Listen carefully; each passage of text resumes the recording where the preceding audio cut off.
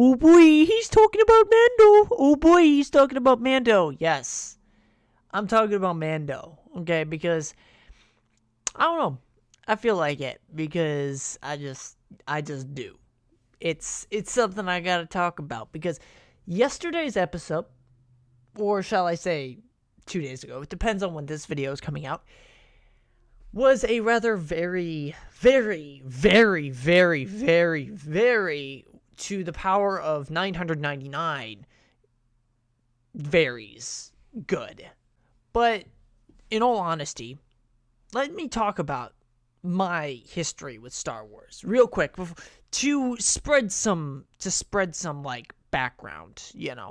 I have been a fan of Star Wars ever since I was a little child, of that was no bigger than the size of half this table that I'm recording this video on. And for whatever reason, my first memory of Star Wars was me seeing Star Wars Episode 2 in theaters, more specifically, the battle between Yoda and Count Dooku on Geonosis. Spoilers if you haven't seen a almost 20-year-old movie. However, Star Wars has been a part of my life for a long time. I mean, if you want to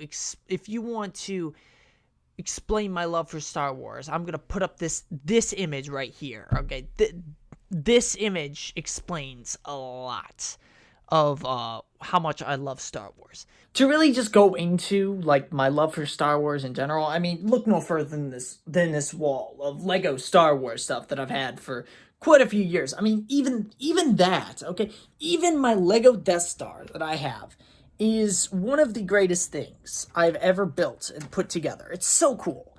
It's the greatest thing. And then you got this entire wall. You got so much. This guy loves Star Wars. Okay, that's for another time. But yeah, I mean, this set, the Duel on Bespin's probably one of my favorite sets I've ever gotten. It's for the 40th anniversary of Empire Strikes Back. It's so cool. And I got my Slave One. I love this thing. I got some sequel trilogy love too. Get out of here, Star Trek. No one likes you. And then I got some Episode 8 stuff. My opinion on Episode 8 hasn't changed, but that. And then I got these lovelies, my 20th anniversary minifigures, and then basic Luke Skywalker. But I've been a Star. Get out of there! But yeah, basically, I'm a big Star Wars fan. It's easy to see. However, the company or the Lucasfilm has not been delivering as of lately. I mean, they gave us 3 semi-decent movies, and Cat, you better not do this to me when I'm recording. Why do you do this? Okay, why do you do this to me? But back to what I was saying, I was always a fan of Star Wars. I mean, from Lego Star Wars to pretty much the whole like basic shenanigans of like a basic consumer would love about Star Wars, like everything. And my computer is currently flipping out, but who cares? I swear to God, if you do that one more time, motorcycle, I will burn your entire family.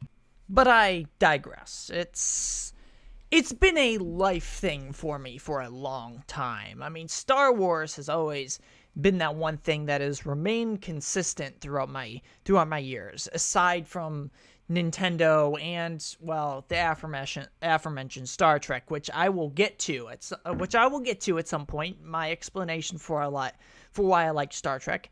It's a very long story, though. However, this last episode of The Mandalorian was phenomenal. And if you didn't see it, I would suggest going away and seeing the episode now, because there are some big spoilers about to be dropped here. All right? Are we gone? All right, I'm gonna give you a few seconds. All right, you better get the hell out of here before I say some shit. Okay, all right, we're good. Okay, we're good. So basically, Mando is on his way to find a Jedi, and this Jedi so happens to be Ahsoka fucking Tano, the character that I grew up with when I was 8 years old, when the Clone Wars was still a relevant thing. And it was such a good show. I would recommend it for any Star Wars fan. It's such a good show. But Ahsoka Tano comes in, played by the lovely Rosario Dawson, whatever her name is. She's a phenomenal actress. She is great. She was in Daredevil, the Netflix one, and she did a phenomenal job of that. She has played in many roles that are, pretty far up there. Ahsoka Tano being in live action for the first time definitely goes to show that some people in Lucasfilm know what the fuck they're doing, unlike some other idiots on the team. I'm talking about Kathleen Kennedy. If you don't know who I'm talking about Kathleen Kennedy. And Kathleen Kennedy has tried to push this whole, I want this politics thing. Like, I want politics in all my movies. I want politics everywhere and female representation. When that's not the basis of good filmmaking. I believe the basis of good filmmaking has always been from the get-go strong characters. Okay? You can make a great, strong female character and have it be wonderful. Like Ahsoka Tano, for example. But when you bring in Rey as a character, as an idea, is phenomenal. It's a great idea. Rey would have worked if they had the right minds behind it. However, there was a certain thing I would want to call, using, mainstream directors. And I'm not saying J.J. Abrams is a bad director, right? J.J. Abrams has done really good things for Star Wars, for anything. His first movie he ever created, Super 8, is phenomenal, and I would totally recommend you that movie. It's really good. But honestly, that has been George Lucas's philosophy. That's been every filmmaker's philosophy for so long.